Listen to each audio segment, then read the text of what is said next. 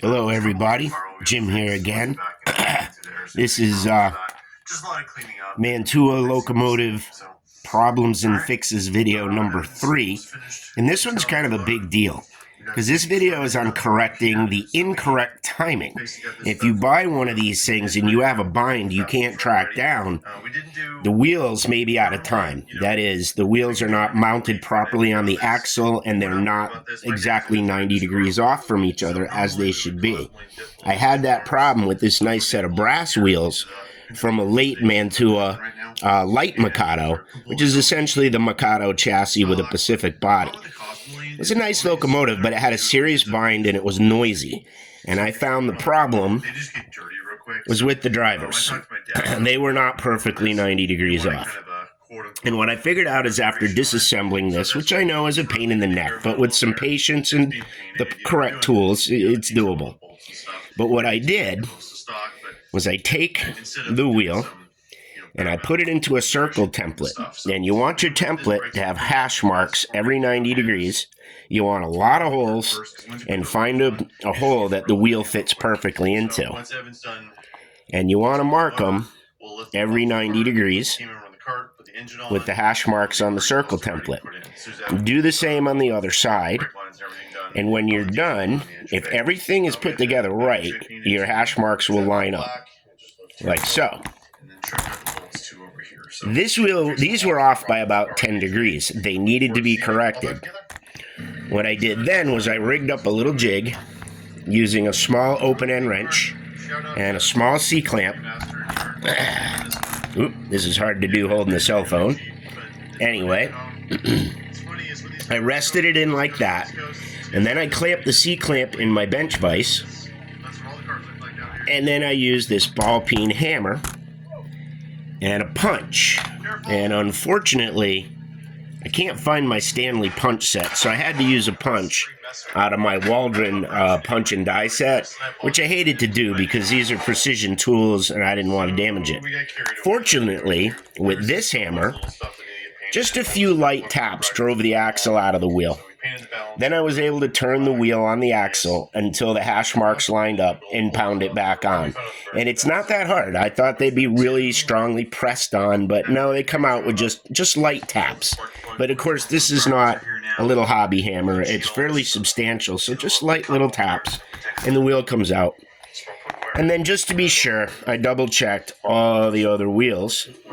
You might see the remains of some hash marks because these have been on a locomotive and tested, and it works fine now. But that's an important thing. You just may encounter one of these or one of another brand even where the wheels are out of time, and if you have a circle template like this and a little Sharpie pen like this, you can find where your problems are. And then with just a tap, a hammer, and some sort of Mickey Mouse jig fixture. I mean, I used what I had available. Maybe you have other tools that'll do the same job. Doesn't have to be what I used. You can improvise. But anyways, this got these pretty brass wheels working again. And I really wanted to save these because these are for my girlfriend's locomotive.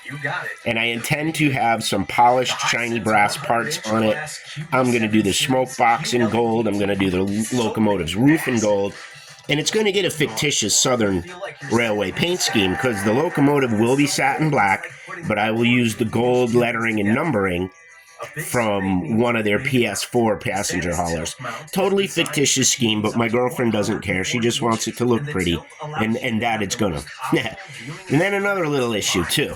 Derailing of the front trucks on Mikados. Now, this is a very early power drive with a short, stubby truck, and these things derail like mad. And all I did to fix it was I made a self-centering spring from K&S 20 thou brass. It's just anchored into a drill hole in the frame here. I had to orient the truck screw so that the brass rod passed through the slot in the screw. And it may be hard to see, but there's just a little U-shaped piece of brass pressed into two little drill holes that retains this end. You don't want this end to be fastened securely. It has to slide in and out as the truck moves side to side. but this spring helps keep the truck centered. It's a hell of a lot less likely to derail. Now on the standard Mikados with the long truck, what I do is right under where the spring rests on the frame, I glue a 20 to 30 thousandths thick piece of sheet plastic, which compresses the spring slightly and adds preload, in other words, stiffens the spring. And that cuts down on derailing something fierce. And it's simple. A drop of CA glue and a little piece of sheet plastic, 20 to 30 thousandths thick, glued to the frame where the spring contacts the frame. And you got your preload, and it drastically reduces derailing issues of the front truck. I know a lot of guys run them without a spring, but I find just stiffening that spring a tiny bit with that sheet plastic does the job. So that's problems and fixes part 3. If I run onto some other unique problem that requires a unique fix, I'll let you know. Thanks, and have a good one, guys.